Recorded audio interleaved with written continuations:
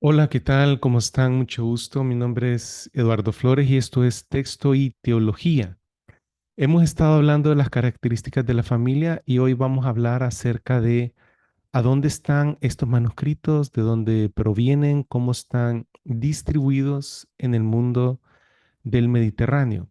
Recordemos que en el primer siglo el Imperio Romano estaba desde prácticamente Gran Bretaña, pasando por España, Francia, Italia, Grecia, Turquía, Siria, la tierra de Israel, bajando hacia el sur hasta Egipto y toda la costa del norte de África.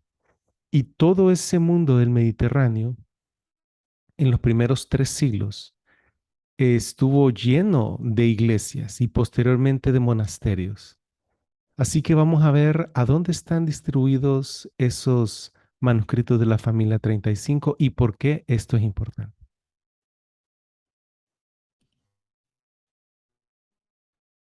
Bueno, hemos estado hablando acerca de de estas características, que es el tamaño. Ya vimos que es el grupo de manuscritos, la familia de mayor tamaño, de mayor coherencia. Vimos algunas coherencias del 100% en porciones, incluso en algunos libros. Entonces ahora vamos a hablar acerca de la distribución. Posteriormente vamos a hablar acerca de la calidad del copiado, que va a estar muy, muy interesante, de la importancia de la preservación, de el perfil, la independencia y la antigüedad. Distribución de la familia.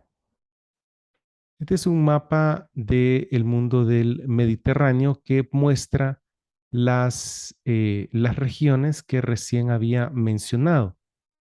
El Evangelio comenzó con la predicación de Jesucristo en Galilea, en Judea, en Jerusalén. Luego, con el libro de los Hechos, podemos ver que se extendió hacia el norte, llegó a Samaria, más adelante llegó a las porciones de Siria, y aquí es a donde aparece Pablo de Tarso, que él lleva el Evangelio en sus misiones hacia esta región que comprende esa porción de Asia Menor, Tesalónica y la península de Grecia y la península de Italia, con las regiones aledañas. También podemos ver que en las cartas de primera y segunda de Pedro, Pedro dirige sus cartas a esta región. Y al final, Juan termina su ministerio justo en esta porción, cuando él manda las cartas a las 7 iglesias que están en Asia Menor. Así que en general podemos ver entonces que la fuerza misionera, los apóstoles siguieron más que todo esta ruta, un poco al norte y después al occidente. Sin embargo, no bajaron a Egipto y fueron a África, sino que en un primer paso esto fue lo que hicieron siendo guiados por el Espíritu Santo. Los manuscritos de la familia están distribuidos por todo el mundo del Mediterráneo. En el Sinaí, que el Sinaí está en el actual Egipto, Jerusalén, Chipre, que es una isla, Patmos, que es otra isla, Bucarest, y eso ya está en tierra firme, Moscú, Constantinopla, Lesbos, Leucosia, Calavitra, Egeo, Meteora, Ocrida, Tirana, 10 monasterios distintos en el monte Athos, Atenas, Corinto, Esparta, Bolonia, Principos, Gotaferrata, el Vaticano, etcétera. Para verlo, para tener una sensación visual de lo que estamos hablando, estamos hablando de que cada uno de estos puntitos rojos representa los lugares a donde hay manuscritos de la familia. Y si ustedes ven, realmente la distribución es total. Pero vamos a ver algunas otras cosas todavía más interesantes. Esta área se llama el área del mar Egeo, que está comprendida por esta porción occidental de Turquía o Asia Menor, junto con todas las islas que están entre esta porción y la península de Grecia, junto con Macedonia y la isla de Creta. Entonces, toda esta área se le llama el área del mar Egeo. Eso es importante porque esto precisamente es el área geográfica del griego koiné, que es el idioma en el cual se escribió el Nuevo Testamento, el griego común, el griego de la calle, el griego que todo el mundo hablaba en aquella época como, como lingua franca, como idioma internacional para poder entenderse. Los romanos hablaban entre ellos en latín, claro está. Cada pueblo hablaba en su propia lengua o dialecto entre sí, pero ya al momento de relaciones comerciales y otro tipo de situaciones entre países y entre el imperio y sus regiones, se hablaba en griego, griego común. Entonces, el griego común siempre ha estado, perdón, el idioma griego en sus distintas etapas, el griego clásico, el común, el bizantino, el moderno, pero el griego siempre ha estado aquí, en esta porción de acá, que es la dirección que tomó la fuerza misionera. También se habla o habló en el sur de la península itálica. En esta porción, justo aquí en la puntita está Antioquía de Siria. En estas porciones del Mar Negro, en el Esponto, claro está, justo aquí está con Constantinopla. Y en esta porción de Cirene y justo aquí en Egipto. Pero si ustedes ven, no es que se hablaba en todo Egipto, sino justo en la puntita a donde está la ciudad de Alejandría. Bien. Las cartas del Nuevo Testamento fueron escritas o fueron enviadas justo a esta misma área. Está la carta a los romanos, a Tito, a Primera y Segunda de Corintios, eh, Primera y Segunda de Tesalónica, a Filipos, las 7 cartas que están en Asia Menor, incluyendo Éfeso, Colosenses, esta área de a los Gálatas, esta área que como les había hablado pertenecía al área ministerial del apóstol Pedro. En Antioquía sin duda se leían, se distribuían las cartas y Jerusalén. Entonces, en toda esta área, en toda esta área es el área que de donde los apóstoles y profetas escribieron las cartas del Nuevo Testamento o sus comunidades recibieron los autógrafos, es decir, las cartas originales. Y tiene una correspondencia total y completa, claro, esto según los planes providenciales de Dios a través del Espíritu Santo, que es el que maneja la gran comisión. Y tenemos acá entonces la distribución de la familia 35.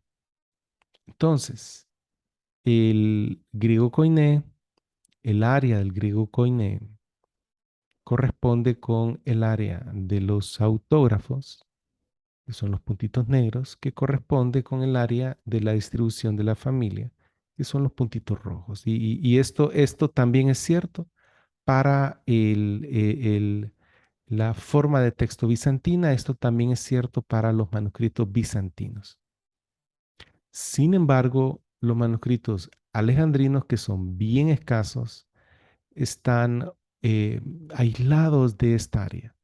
Yo sé que el griego, que el griego se habló por muchos años cuando llegaron el imperio macedonio, cuando llegó y conquistó Egipto, cuando Ptolomeo se quedó con esa porción del imperio después de la muerte de Alejandro Grande.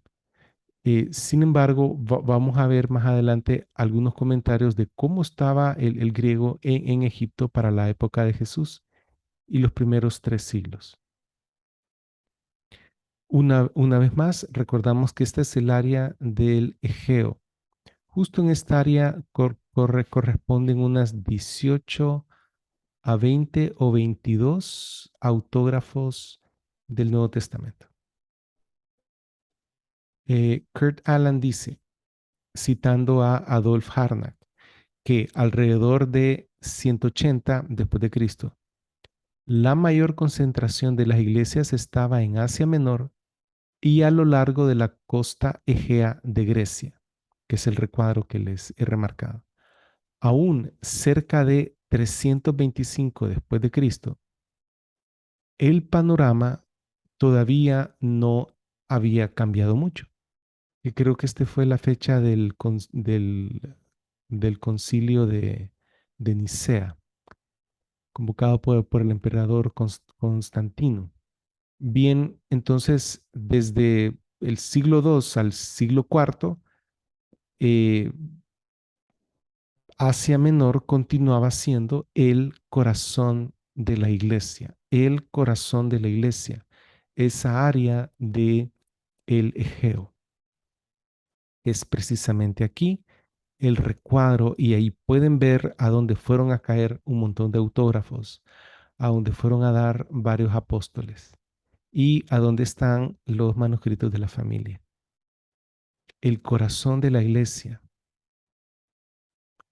Mientras que Egipto, Alejandría, tenemos estas opiniones de parte de Kurt Aland. Dice, Egipto se distinguió de las demás provincias de la iglesia, hasta donde podemos juzgar, por la temprana dominancia del gnosticismo, es decir, el gnosticismo, que fue una secta que surgió después del cristianismo, nació y dominó el panorama en Egipto. Este no fue roto, sigue diciendo Alan, sino hasta que cerca de los 200 después de Cristo, cuando el obispo Demetrio tuvo éxito en reorganizar la diócesis y establecer comunicaciones con otras iglesias. Así que los primeros 200 años fue de gnosticismo, fue una temprana dominancia del gnosticismo. Y no es de extrañar que los papiros y los unciales denominados de Egipto o alejandrinos tienen varias marcas del gnosticismo. Esto de forma indudable. También la falta de referencia, sigue diciendo Kurt, la falta de referencia alguna a la iglesia en Egipto antes del 180 después de Cristo es probablemente explicada por el carácter predominantemente gnóstico de las iglesias, lo que impidió su reconocimiento por las iglesias oficiales en otros lados. Es decir, en los primeros 200 años no se habla de una iglesia en Egipto porque había mucho gnosticismo, según explica Kurt Aland. Además, dice Kurt aquí en otro artículo, las copias que existieron en las comunidades gnósticas, recuerden los primeros 2 o 3 siglos en Egipto, no pudieron ser usadas porque estaban bajo la sospecha de ser corruptas. Ahora, Bruce Metzger dice, entre los documentos cristianos que durante el siglo II se originaron en Egipto o circularon entre los ortodoxos y entre los gnósticos, hay numerosos evangelios apócrifos, hechos, epístolas y apocalipsis. Es decir, aparte del apocalipsis, hay numerosos apocalipsis. Aparte de las epístolas normales que conocemos del canon, habían otras epístolas, habían otros hechos y otros evangelios apócrifos. También hay fragmentos de obras dogmáticas y exegéticas compuestas por cristianos alejandrinos principalmente gnósticos durante el siglo II. En efecto, a juzgar por los comentarios hechos por Clemente de Alejandría, casi todas las sectas cristianas aberrantes y cada una de ellas obviamente necesitaba su propio set de escrituras. Estaban representadas en Egipto durante el siglo segundo. Clemente menciona a los valentinianos, los basilidianos, los marcionitas, los peratas, los encratitas, los docetistas, los jaimetitas, los cainitas, los ofitas, los simonios y los eutiquitas. No se sabe qué proporción de los cristianos en Egipto eran ortodoxos durante el siglo segundo. Todo esto, hermanos, todo esto es importante porque uno es hijo de su época, a donde uno vive, a donde uno recibe la influencia, eso es lo que se produce. Wilbur Pickering dice, el uso del griego en Egipto ya estaba en descenso en el comienzo de la era cristiana. Entonces, no es que todo Egipto hablaba griego, no es así. Estaba en descenso. Bruce Metzger señala que la parte helenizada de la población de Egipto era solo una fracción en comparación con el número de habitantes nativos que solo usaban lenguajes de Egipto, por ejemplo, el copto. En el siglo tercero, el descenso evidentemente estaba bien avanzado. Entonces, el griego estuvo en Egipto, pero a partir del primer siglo ya iba en descenso. Y aquí hay una porción de las escrituras que a mí me ha parecido muy interesante. Esto es cuando Pablo va al templo y los judíos lo acusan de que está metiendo gentiles en el templo y están por lincharlo, lo estaban linchando cuando llegó un destacamento de soldados y lo tomó, se lo llevó, lo arrestó, se lo llevó, gracias a Dios, le salvó la vida a Pablo. Y cuando estaba a punto de ser metido en el cuartel que estaba contiguo al templo, dijo al comandante, es decir, Pablo dijo al comandante, me es permitido hablarte. Así que le dijo, es decir, el comandante, ¿sabes griego? ¿No eres tú aquel egipcio que hace algún tiempo comenzó una insurrección y sacó a 4,000 hombres de los sicarios al desierto? Entonces, Pablo le habla en griego, no le habla en latín, le habla en griego porque era el idioma internacional. Y el comandante, que él estaba al tanto de cómo estaba la situación en todos lados con respecto a seguridad, el comandante se sorprendió que le hablara en griego porque es que él pensaba que era egipcio. Entonces, ¿cómo es que un comandante romano, en su forma de pensar, en su conocimiento, él considera que los egipcios no hablan griego? Y se asusta cuando Pablo le habla griego si él piensa que es el sicario, pues, el jefe. Al parecer, no era común que un egipcio del pueblo, hablara en griego. Y esto es importante porque esto ocurrió más o menos en el año más o menos 55 después de Cristo. Bien, vamos a seguir hablando entonces de Alejandría.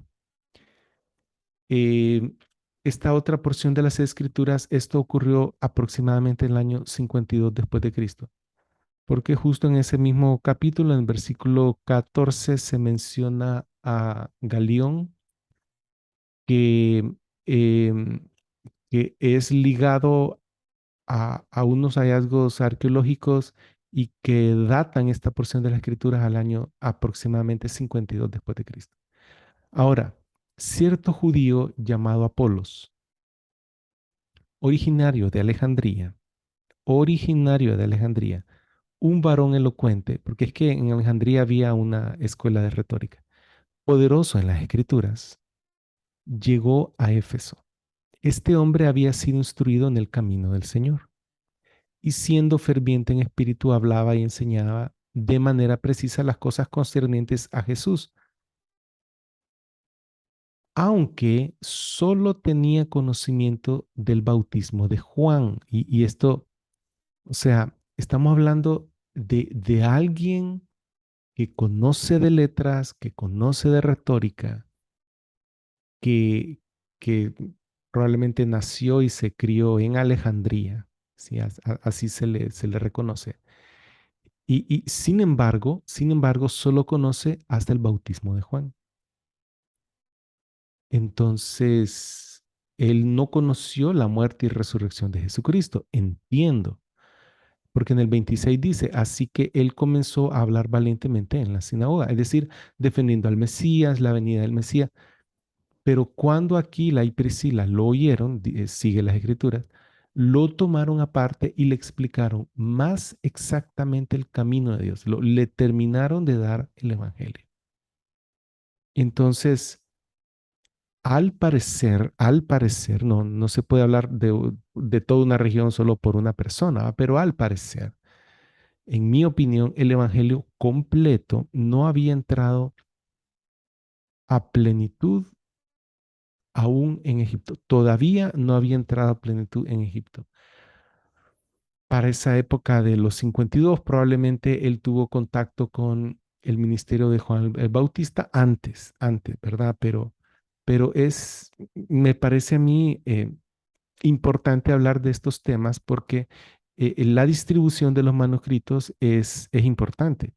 Por ejemplo, en Egipto, el griego estaba en descenso, habían sectas gnósticas que dominaban el panorama, habían copias corruptas y apócrifos, y todo esto combinado con un clima árido hace que se puedan preservar físicamente documentos en las áridas arenas del desierto en Egipto, que es de donde se han sacado un montón de papiros. Por ejemplo, este es un basurero en Oxirrinco, de donde se han sacado el 40% de los papiros existentes para el Nuevo Testamento. ¿Por qué? Porque es como un área de esterilización que la temperatura alcanza tan altos grados que se muere todo, virus, bacteria, hongo. Entonces se puede preservar un documento. Y esas son las diferencias. Y aparte de eso, y esto también es importante, esta área del Egeo fue un área visitada por los apóstoles. Les recuerdo, hacia aquí fue el apóstol Pablo. Pedro tenía iglesias y congregaciones en Asia Menor. Juan terminó su ministerio allí mismo. Sin embargo, el área de Egipto y Alejandría no fue visitada ni supervisada por los apóstoles.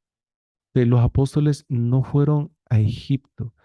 Hay tradiciones de que Juan Marcos llevó el evangelio y evangelizó en Egipto, en Alejandría. Sin embargo, él no fue un apóstol. Entonces no fue un área ni supervisada ni visitada por los apóstoles. Tampoco enviaron ninguna carta a Alejandría. Los apóstoles no enviaron ninguna carta a ninguna comunidad cristiana. En Alejandría, ¿habrían comunidades cristianas fuertes en Alejandría? Tampoco los apóstoles escribieron una carta desde Alejandría hacia otra región. Y esto es muy importante, porque esa área es el área de los autógrafos. Sin embargo, en Egipto siempre tuvieron copias de segunda mano.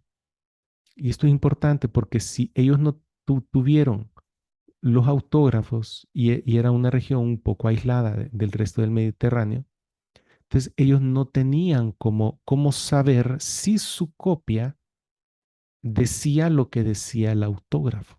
Ellos no tenían forma de corroborar la calidad de la copia. Y podemos ver, y lo vamos a ver cuando hablemos de los manuscritos, de los papiros en particular, podemos ver que los papiros egipcios no solo discuerdan entre sí y entre los manuscritos bizantinos posteriores, sino que están llenos de errores. ¿Por qué discuerdan entre sí? Porque tienen muchos errores. Tienen un montón de omisiones, itacismos, faltas de ortografía. eh, Entonces, todo esto hay que tomarlo en cuenta porque la familia 35 está distribuida ampliamente en un área visitada por los apóstoles. Mm. Perdón, y este es el resumen entonces. Esto es muy importante de tomarlo en cuenta. Básicamente, la distribución de la familia 35 es total en todo el mundo del Mediterráneo, incluso en Egipto, en el monasterio de Santa Catarina. Es decir, que la familia 35 tiene superioridad en distribución, una superioridad incluso por arriba de el grupo de manuscritos alejandrinos. Así que hermanos, esto es lo que, lo que les traía hoy. Y resulta entonces, la importancia de esto es lo siguiente. No se trata de un texto local ubicado en Constantinopla o en un texto ubicado solo en el monte Athos. No se trata de eso, se trata de un texto que está distribuido en todo el mundo del Mediterráneo, incluyendo Egipto. En contraposición, los manuscritos egipcios vienen de un área aislada del trabajo apostólico, misionero, de un área a donde el griego estaba en descenso, a donde ellos no tuvieron ningún autógrafo y que estaba llena de influencia gnóstica los primeros siglos. De entrada, comenzaron con el pie izquierdo. Y eso se puede ver claramente en el contenido de los papiros y de los unciales llamados ya sea alejandrinos, clase 1, clasificados según Kurt Aland, o egipcios, clase 2, clasificados según Kurt Aland. Así que, mis hermanos, los dejo. Esto es todo por hoy. Que el Señor los bendiga y como les he estado diciendo últimamente, bienvenidos a la familia 35.